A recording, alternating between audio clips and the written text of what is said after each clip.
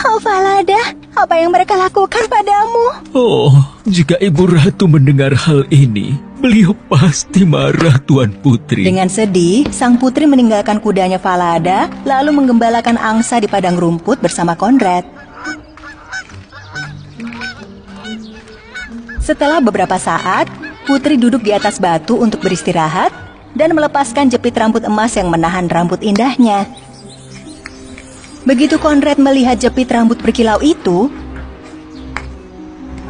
ia langsung mendekati rambut putri dan ingin mengambilnya. Jepit rambut emas! Aku kepingin jepit-jepit rambut emas ini! Aduh, lepaskan rambutku! Bertiuplah angin kencang, bertiuplah segera.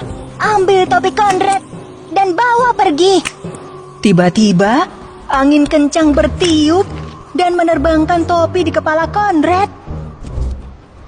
Setelah mengejarnya hingga perbukitan, Conrad akhirnya berhasil meraih topinya. Sang putri yang kembali mengikat rambutnya, menyembunyikan jepit-jepit emas itu. Setelah menggembalakan angsa bersama hingga sore hari, Conrad dan putri kembali ke istana. Conrad kemudian segera menghadap sang raja. Saya tak mau bekerja sama dengan orang asing itu. Mengapa, Conrad? Dia itu linglung, bicara dengan kudanya, menerbangkan topiku, dan mengolok-olok aku. Ia tak mau bekerja sama sekali. Mendengar itu, keraguan menyelimuti hati raja. Hari berikutnya, raja diam-diam membuntuti sang putri. Pertama-tama, putri menuju gudang dan mengobrol lagi dengan kudanya Falada yang dirantai. Melihat kuda itu berbicara, raja menjadi takjub.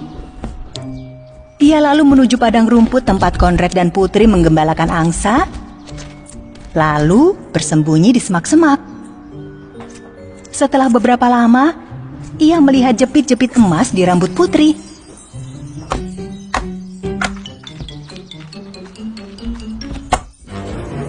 Bertiuplah angin kencang, bertiuplah segera. Ambil topi Conrad dan bawa pergi. Setelah mengucap kata-kata itu, angin kencang datang dan menerbangkan topi itu kembali. Conrad berlari mengejar topinya ke perbukitan. Sementara itu, lagi-lagi putri menyembunyikan jepit-jepit emas itu di rambutnya. Melihat itu, raja terkejut dan diam-diam segera kembali ke istana. Malamnya, raja memanggil sang putri menghadap. Ia bertanya soal Falada yang bisa berbicara, jepit rambut emas, dan angin kencang. Saat itu juga, sang putri mulai menangis. Hamba tak bisa mengatakan yang sebenarnya, Yang Mulia, karena hamba bisa dipenjara. Jangan takut menceritakan yang sesungguhnya, gadis muda. Katakanlah. Sang putri menceritakan segala-galanya pada sang raja. Jadi, kau adalah putri yang sesungguhnya. Jangan takut, kau tak akan disakiti. Sekarang, bersiaplah sebagai seorang putri. Raja segera memanggil putranya, sang pangeran, dan menceritakan segalanya. Di malam yang sama, tanpa berkata sepatah kata pun pada putri palsu, pangeran menggelar pesta di istana. Putri yang asli duduk di sisi pangeran, sedangkan yang palsu pada sisi yang lain. Kecantikan sang putri begitu mempesona. Namun putri palsu tak mengenalinya. Siapa gadis itu? Apa yang dilakukannya di pesta ini?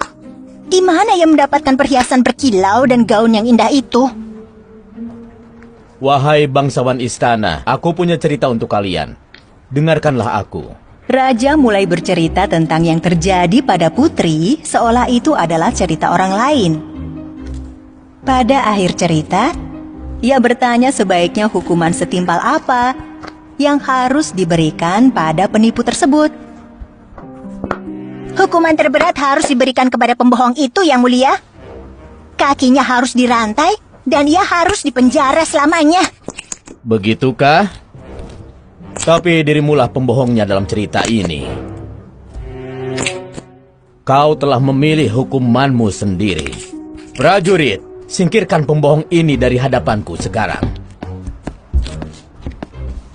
Demikianlah si gadis asisten mendapat hukuman karena menghancurkan hidup sang putri dengan kebohongan.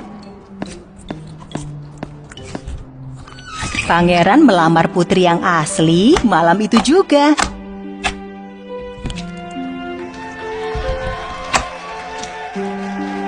Lalu putri dan pangeran menuju gudang untuk membebaskan Palada si kuda bicara. Kebenaran akhirnya terungkap, Tuan Putri. Jika Ibu Ratu melihat ini, beliau pasti menangis gembira. Putri dan pangeran memulai kehidupan baru mereka dan sangat berbahagia. Kini, peri baik hati selalu menyertai mereka, melindungi dari segala kejahatan selamanya.